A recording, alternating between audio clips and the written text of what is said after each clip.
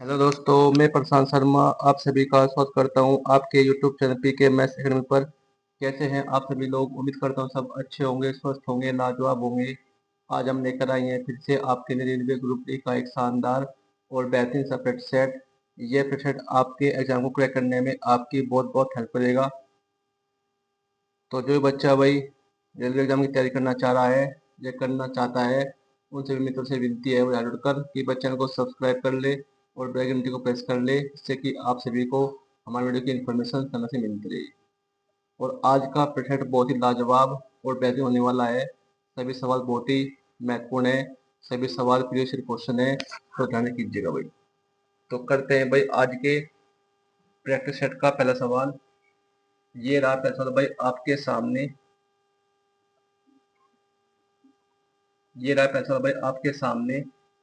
सवाल में कहा गया है भाई यदि पांच यदि यदि 5 और 10 दिए गए हैं तो इन संख्याओं का तृतीयानुपाती ज्ञात करिए। 5 और 10 का मान ज्ञात करना है क्या? तृतीयानुपाती। तो तृतीयानुपाती ज्ञात करने का फॉर्मूला हमने आपको बार बार बताया हुआ है, आज फिर बताते हैं। जब भी हमसे दो संख्या दी हो तो क्या पूछे आपसे? तृतीयानुपाती। तो इसका फॉर्मूला होता है आपका बी स्क्वायर बटा ए। यहाँ पर b का मान है 10, a का मान है 5।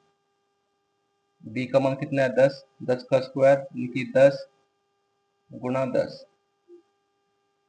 a का मान 5। 5 करते हैं 5 दूनी 10, 10 दूनी 20। 20 होगा इसका भाई तृतीयानुपाती। ऑप्शन नंबर सी होगा इसका सही जवाब। ठीक है भाई। करते हैं भाई नेक्स्ट क्वेश्चन।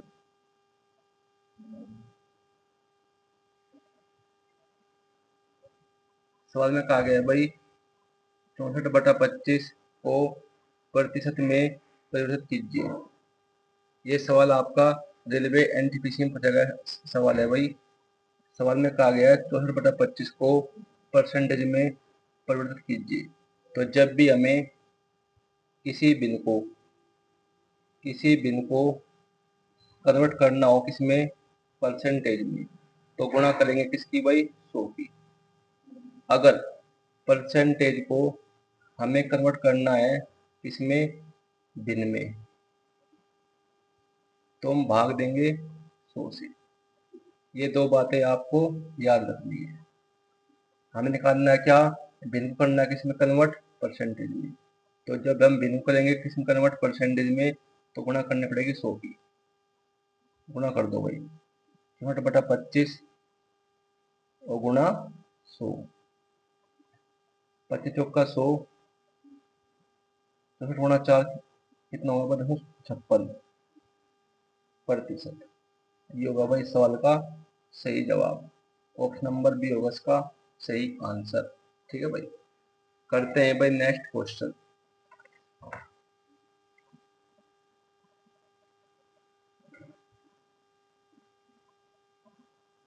सवाल में कहा गया है भाई सुविक को 198 में एक वस्तु को बेचने से 12% की हानि होती है। 8% का लाभ कमाने के लिए उसे कीमत को कितना बढ़ाना चाहिए था? ये कहा गया भाई। क्या पूछा है? कीमत को कितना बढ़ाना चाहिए था। बहुत ही बड़ा सवाल है भाई। जब भी हमें हानि परसेंट दिया हो और लाभ परसेंट दिया हो, और क्या पूछा आपसे? कीमत को कितना बढ़ाना चाहिए। हानि परसेंटेज दिया हो, लाभ परसेंट दिया हो, तो इसका अंतर हमेशा जुड़ेगा। जहां जाए बढ़ाना या अधिक, इसका मतलब क्या होता है आपका? अंतर। क्या होता है भाई? अंतर। अंतर क्या होगा आपका? जब भी हमें हानि परसेंट दिया हो, लाभ परसेंट दिया हो, तो अंतर हमेशा जुड़ेगा। ये बात आपको ध्यान रखनी है। अब बड़ा सवाल है भाई, एक सुबह को 198 में एक वस्तु को बेचने से 12% की हानि होती है। 12% की हानि का मतलब क्या होगा भाई? कि 88% में बेचा गया होगा। तो 88% की वैल्यू हमें क्या दी है सवाल में? 198। कितना कीमत बढ़ाना चाहिए? 100% दिया, लाभ परसेंट दिया, तो अंतर जुड़ जाएगा। 12 8 कितने 20, 20% की वैल्यू हमें ज्ञात करनी है। आपका 88 होगा 11 7 11 ठेर 88, 11 कम 11, 11 11 ठेर 88। अब कट से भाई 2 से काट लो, 2 चौक 8 और 2 नम 18। अब देखो भाई ये इसका कितना गुना है, 5 गुना है। जब इसका 5 गुना है तो ये भी 9 9 होकर ये भी करेगा इसका 5 गुना, तो 9 पंजे 45, 45 रुपये, यानी कि कीमत को 45 रुपये बढ़ाना चाहिए था। ऑप्शन नंबर डी होगा इसका सही जवाब। ठीक है भाई, करते हैं भाई नेक्स्ट क्वेश्चन।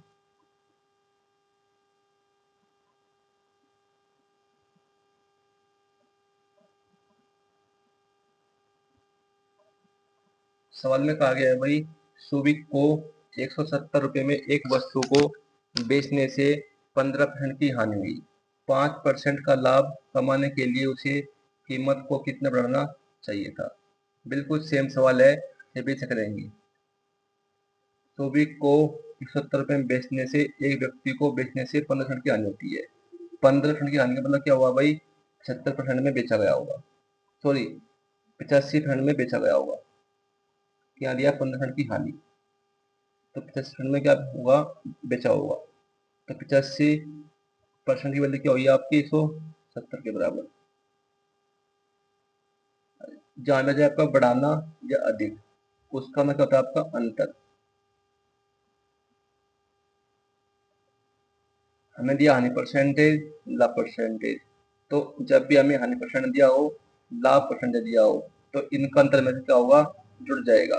तो 15%, 5% कितना होगा 20%।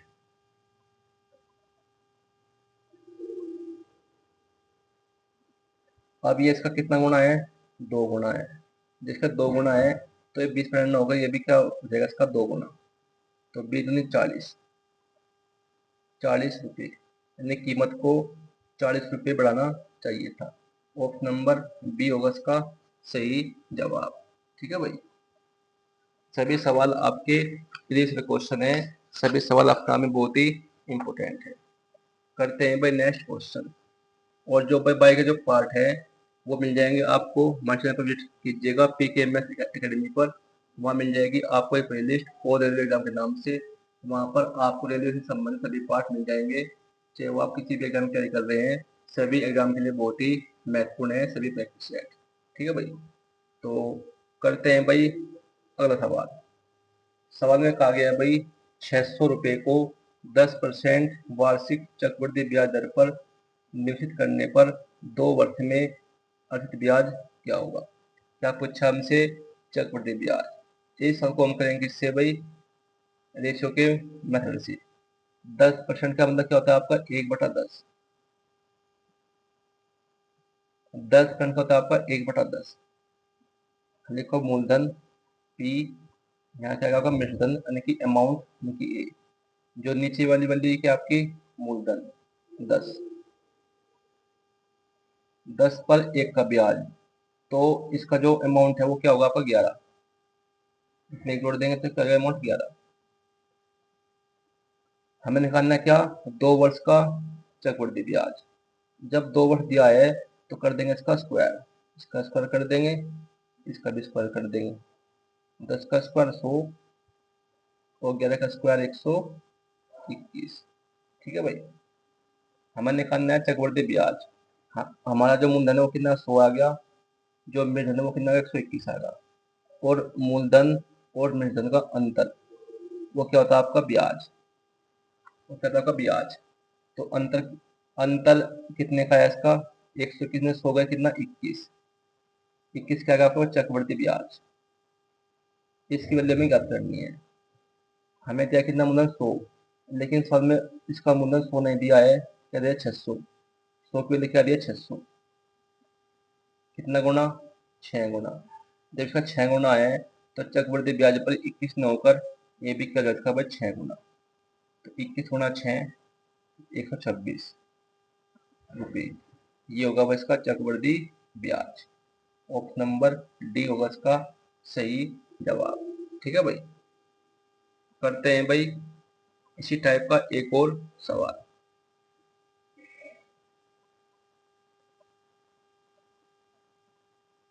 क्वेश्चन में कहा गया है भाई 900 रुपए को 20% वार्षिक चक्रवृद्धि ब्याज दर पर निवेशित करने पर 2 वर्ष में अवधि ब्याज कितना होगा। बिल्कुल सेम सवाल है, सेम इसे करेंगे हम रेशियो के मेथड से। 20% का मतलब क्या होता है आपका 1/5, यानी का मूलधन, यानी का मूलधन क्या आपका मिश्रण अमाउंट, जो नीचे वाली वैल्यू क्या होती है आपका मूलधन, क्या दिया 5, 5 पर 1 का ब्याज, तो क्या हो जाएगा इसका मिश्रण 6, 5 से 6, हमें निकालना है 2 वर्ष में अर्जित ब्याज, क्या है 2 वर्ष। जब 2 वर्ष दिया है तो कर देंगे इसका स्क्वायर, 5 का स्क्वायर और 6 का स्क्वायर, 5 का स्क्वायर 25 और 6 का स्क्वायर 36। हमें निकालना है चक्रवृद्धि ब्याज। चक्रवृद्धि ब्याज क्या होता है आपका मूलधन और मूलधन का अंतर, इसका अंतर क्या है आपका भाई 11, अंतर क्या है इसका 11, तो 11 क्या है आपका इसका चक्रवृद्धि ब्याज, इसकी वैल्यू हमें ज्ञात करनी है। हमें दिया है मूलधन सवाल में कितना 900 है 25, 25 के लिए में क्या दिया भाई 900, कितना गुना है भाई ये 25 या 75, कितना बचा 15, जीरो 25 का 150, 36 गुना। जब इसका ये 36 गुना है तो चक्रवृद्धि ब्याज भी 11 न होकर ये भी क्या हो जाएगा इसका भाई 36 गुना, तो 11 गुना 36 क्या आएगा आपका 396, 396 रुपये, ये होगा इसका सही आंसर।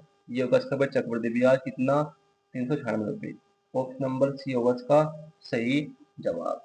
ठीक है भाई, सभी सवाल अपने आप में बहुत ही इंपॉर्टेंट है आपके रेलवे के सभी एग्जाम के लिए, तो ध्यान रखिएगा भाई। और आपकी एग्जाम डेट आ चुकी है, जो तारीख है आपकी 3 अगस्त से 21 अगस्त तक एग्जाम आपके होने वाले हैं रेलवे ग्रुप डी की। करते हैं भाई नेक्स्ट क्वेश्चन। सवाल में कहा गया है भाई यदि tan थीटा बराबर 1/2 है तो cos theta minus sin theta plus sin theta plus cos theta का मान ज्ञात करना है। तो ट्रिक क्या कहती है बस की ट्रिक, जो tan थीटा है वो क्या होता है आपका sin थीटा बटा cos थीटा,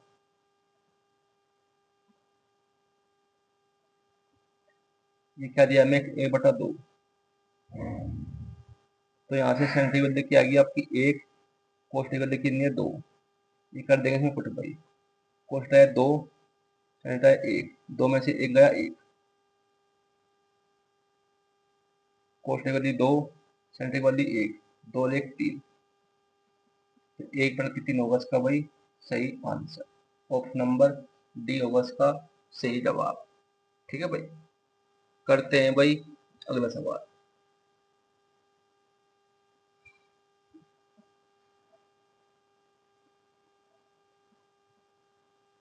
सवाल में कहा गया है भाई यदि x बराबर वर्गमूल 10 प्लस 3 है तो x की पावर 3 माइनस 1/x की पावर 3 का मान कितना होगा। बहुत ही बड़ा सवाल है भाई, अगर हमें x माइनस 1/x वैल्यू प्राप्त हो जाए तो हम आसानी से ज्ञात कर सकते हैं x की पावर 3 माइनस 1/x की पावर 3 का मान। अब इससे हम ज्ञात करेंगे क्या x माइनस 1/x की वैल्यू। तो जब भी आपको इस टाइप का कोई सवाल दे दे एग्जाम में, आपको क्या देखना है, अगर इसका स्क्वायर और इसका स्क्वायर करने पर, अगर इसका स्क्वायर करने पर और इन दोनों को अंतर करने पर अगर एक आ जाए, अगर इसका स्क्वायर और इसका स्क्वायर करने पर और इनका अंतर करने पर अगर एक आ जाए तो 1/x की वैल्यू क्या होगी आपकी, जहाँ प्लस है वहाँ क्या होगा माइनस। ठीक है भाई, करते हैं इसका स्क्वायर, वर्गमूल 10 का स्क्वायर 10, 3 का स्क्वायर 9, अगर इनका अंतर एक आ जाए उसमें होगा एक, अंतर क्या आएगा एक, अगर अंतर एक आ गया है तो जहाँ प्लस है वहां का जगह माइनस, ये होगी आपकी 1/x की वैल्यू, वर्गमूल 10 माइनस 3। हमें चाहिए क्या, x माइनस 1/x वैल्यू, तो कर देगा माइनस, लगाओ माइनस, यहाँ माइनस, यहाँ प्लस, वर्गमूल 10 प्लस का ये माइनस वर्गमूल 10, इससे ये कट गया, तो हमें x माइनस 1/x की वैल्यू क्या आई आपकी भाई, प्लस का 3 प्लस का 3 ना 6।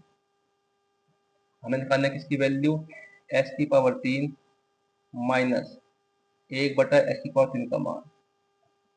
इसका फॉर्मूला क्या होता है आपका, जब भी हमें x माइनस 1/x वैल्यू दी हुई हो, क्या पूछा आपसे, x की पावर 3 माइनस 1/x की 3 का मान, तो इसका फॉर्मूला क्या होता है आपका, a की पावर 3 प्लस 3a।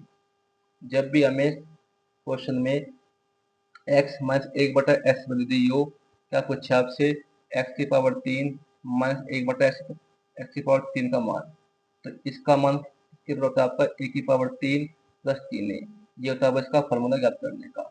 यहाँ पर a का मान दिया 6, 6 कर देंगे क्यूब, क्या होगा 216, a का मान 6, 6 से 18, तो 216 और 18 कितना होगा भाई आपका, 234।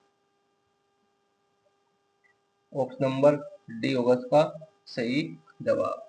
ठीक है भाई, बहुत ही बड़ा सवाल था भाई, आपके railway group D, railway NTPC exam में पूछा गया सवाल है भाई, ध्यान से कीजिएगा। करते हैं भाई अगला सवाल, करते हैं भाई अगला सवाल। सवाल में कहा गया है भाई, एक दुकानदार ने कुछ वस्तुएं 800 रुपये में खरीदी, जिसमें से 40% को 10% की हानि पर बेच दिया। 12% का लाभ प्राप्त करने के लिए शेष वस्तुओं पर परसेंटेज लाभ कितना होना चाहिए। बहुत ही बड़ा सवाल है भाई, मोस्ट इम्पोर्टेंट। इस सवाल को कम करने के बताएंगे हम आपको एक दांतों शॉर्ट ट्रिक, और ट्रिक अच्छी लगे तो वीडियो को लाइक कर दीजिएगा, ज़्यादा शेयर कर दीजिएगा, और कमेंट बॉक्स में हमें बताइएगा कि वीडियो कैसी लगी, हम बताएंगे इसकी ट्रिक।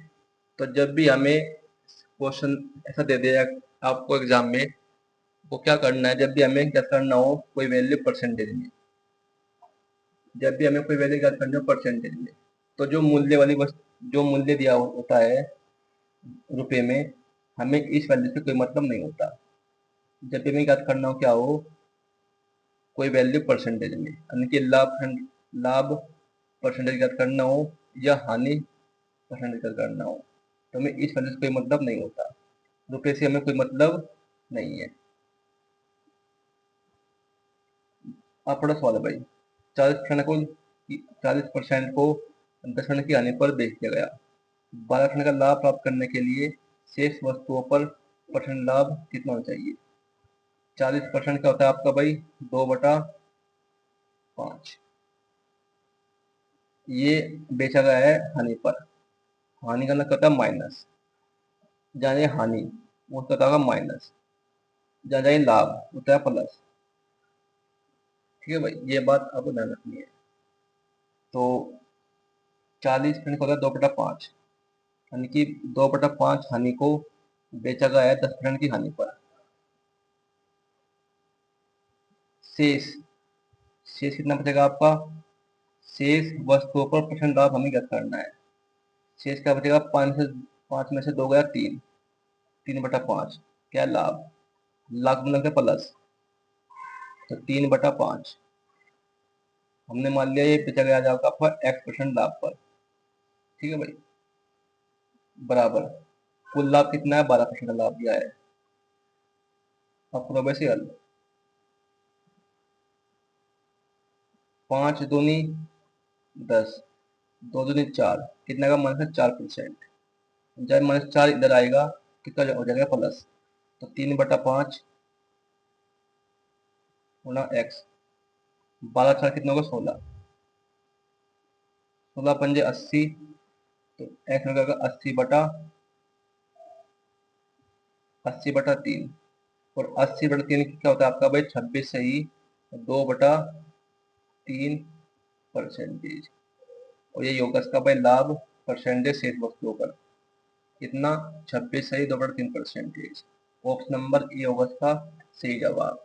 बहुत ही बड़ा सवाल था भाई, मोस्ट इम्पोर्टेंट आपके रेलवे एग्जाम के लिए, जिसकी भी आप तैयारी कर रहे हैं। ठीक है भाई, तो करते हैं इसी टाइप का एक और सवाल। मोस्ट इम्पोर्टेंट सवाल है भाई, आज के प्रश्न का सबसे बेहतरीन सवाल में से एक। करते हैं भाई नेक्स्ट क्वेश्चन। सवाल में कहा गया भाई, एक दुकानदार ने कुछ वस्तुएं 800 रुपये में खरीदी, जिसमें से 60% को 5% की हानि, जाने आपकी हानि तो आपका माइनस। 11 का लाभ प्राप्त करने के लिए शेष वस्तुओं पर परसेंट लाभ, जाने लाभ होता है प्लस। हमें निकालना क्या है इसमें, शेष वस्तुओं पर लाभ परसेंटेज। तो बिल्कुल सेम सवाल है, से से करेंगे। तो 60% का मतलब होता है आपका 3/5। तो 3/5 को बेचा गया है 5% की हानि पर, यानी कि -3/5 को बेचा गया 5% की हानि पर, गुना 5 प्लस शेष वस्तुओं पर परसेंट लाभ कितना होना चाहिए। तो 5 में से 3 गया 2, 2/5 को बेचा गया है, मान लिया x% लाभ पर बेचा गया है, बराबर कुल लाभ कितना 11%। ठीक है भाई, कटो 5 से भाई, 5 से 5 काट दिया, ये मतलब 3 है, जब ये इधर आएगा तो क्या हो जाएगा प्लस का।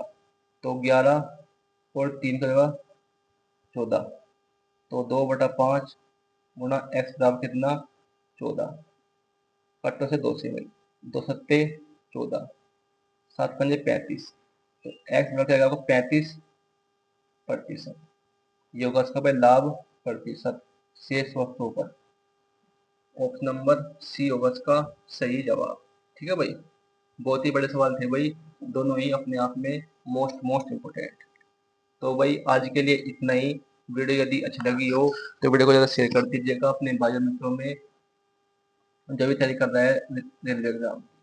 तो मिलते हैं आपसे कल एक ऐसी वीडियो लेकर, ऐसे क्वेश्चन लेकर, ऐसा ही एक प्रश्न लेकर।